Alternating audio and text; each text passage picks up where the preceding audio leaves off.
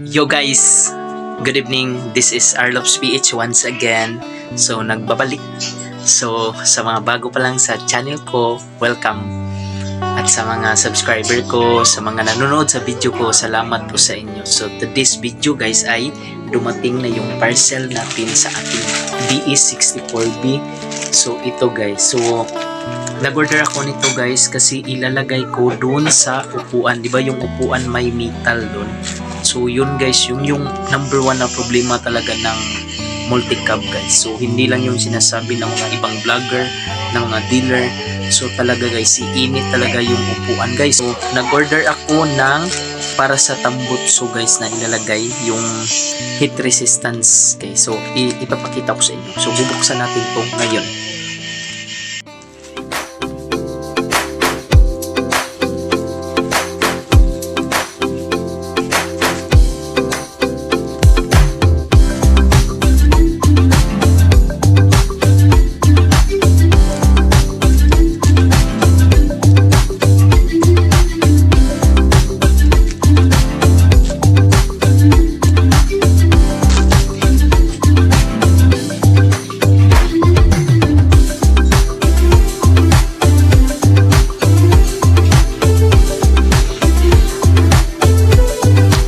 So ito na guys, so ilalagay natin guys sa DE64B. Sana makatulong to guys na hindi iinit yung nasa loob guys sa DE64B or sa may upuan natin. So ilalagay natin to guys.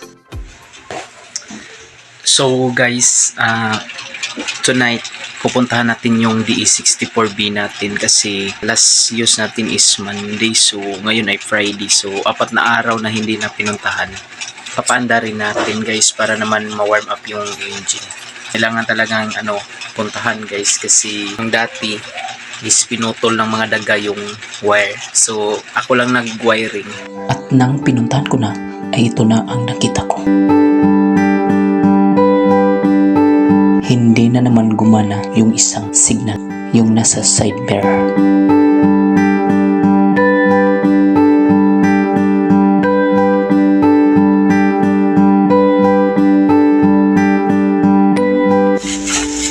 So guys, nandito na tayo sa DE64B guys. At dala tong para dito guys ilagay dito sa metal.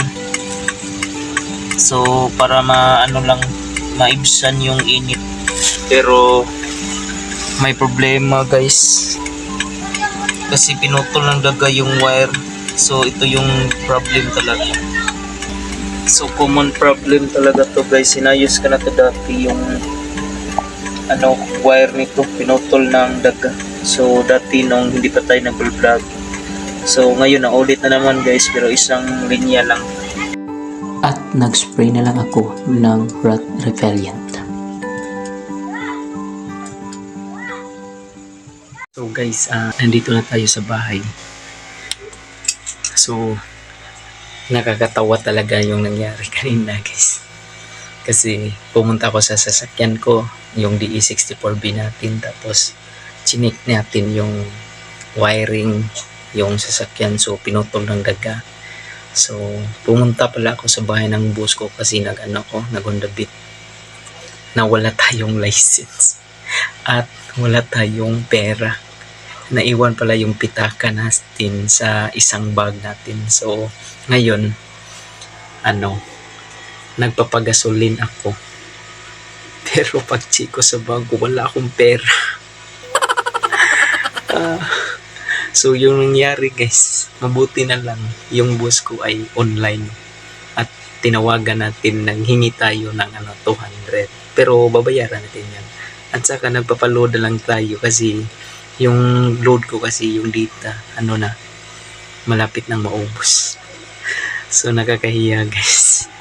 So naghintay pa yung taga shell ng minutes bago na bayaran. So mabuti na lang nabayaran, nakakahiya. At kinabukasan ay nilinisan ng misis ko yung daanan ng parking lot namin kasi pupunta kami sa mall at bibili ng konsumo namin.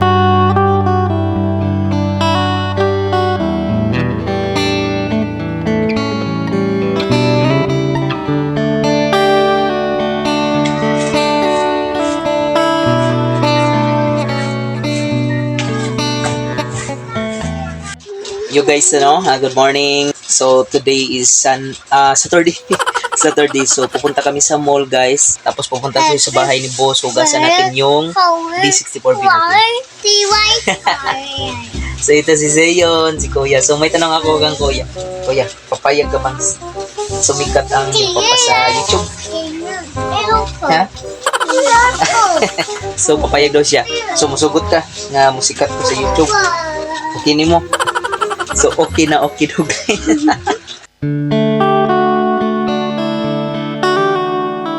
At nandito na nga tayo sa mall para bumili ng ating weekly consume. At sinabayan na rin namin ng kakailanganin ni Jarrell para sa kanyang pag-aaral.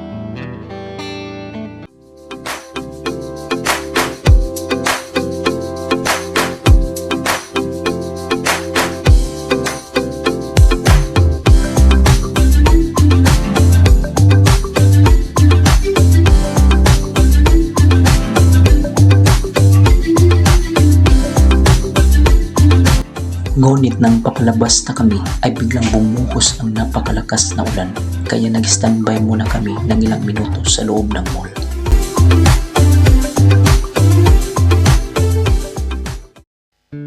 At nang huminto na ang ulan ay nakalabas na kami. At dito ay nakakain na kami ng aming pananghalian. It's 2:30 PM na kami nakakain kasi hinintay pa namin na huminto yung ulan. Pero ito talaga yung plano namin na dito sa labas ng parking lot ng mall kakain ng aming tanghalian.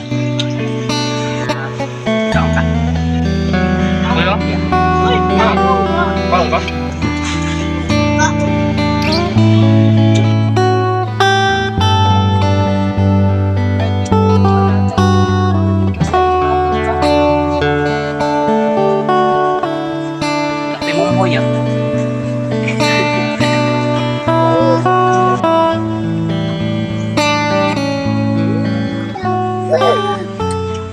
So guys, kumain na lang kami dito sa Multicab guys. Yun talaga yung plano namin kasi binaon na namin yung kanin namin. At saka umulan din guys. So tapos na kaming kumain. Okay. So ngayon papunta na kami sa bahay ng sister ko. So it's 2:48 PM na guys. So hugasan natin yung Multicab doon. At saka ayusin natin yung yung wiring ng signal na kinain ng daga guys. So let's go guys.